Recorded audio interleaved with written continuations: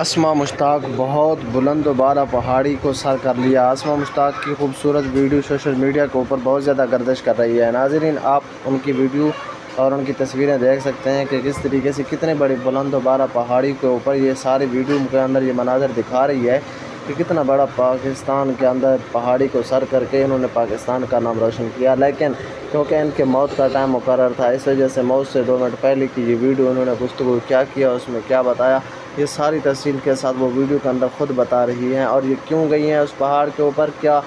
چیز ان کو لے گئی ہے، وہ بھی ساری انہوں نے جو منت مان رکھی تھی وہ بھی